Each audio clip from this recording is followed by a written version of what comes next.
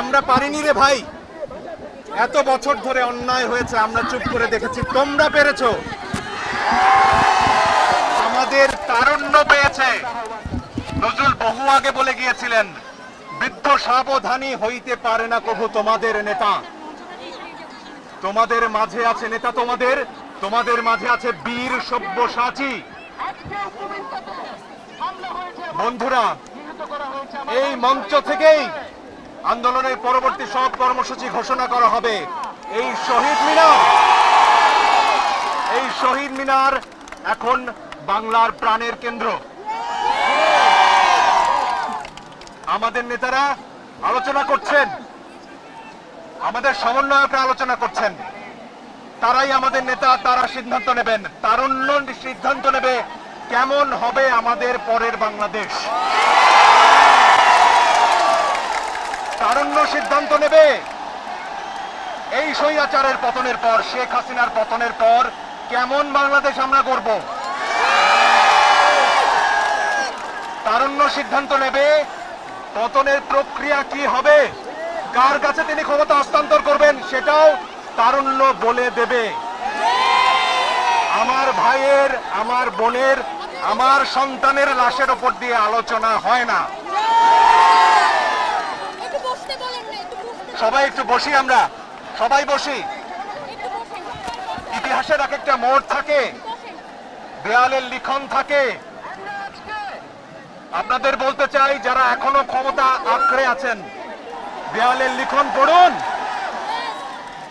সেখানে আপনার পতন লেখা আছে।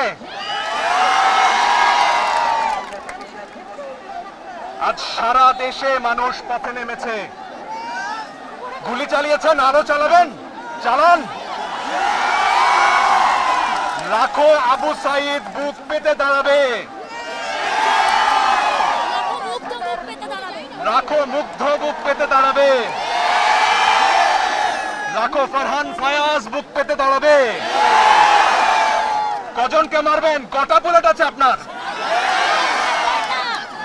বলেছিলেন 5 বছর গুলি ছুড়লে নাকি আপনাদের বুলেট শেষ হবে না। সাহস থাকে তো ছুড়ুন। আমার দেশের যারা নিরাপত্তা রক্ষীরা রয়েছেন, পুলিশ ভাইরা, বিজিবির ভাইরা, সেনাবাহিনীর ভাইরা, আপনাদের সন্তানও এই গুলির মুখে পড়েছে। আপনাদের বেতন আমাদের টাকায় হয়, ভুলে যাবেন না। 52-তে জেগেছি, 69-এ জেগেছি, 71-এ জেগেছি, 90-এ জেগেছি। 2024-এ নতুন বাংলাদেশ গড়ব আমরা। যে বাংলাদেশে বৈষম্য থাকবে না, যে বাংলাদেশে ন্যায় বিচার থাকবে, অবিচার থাকবে না, যে বাংলাদেশে অকারণে শিশুর বুকে গুলি চলবে না।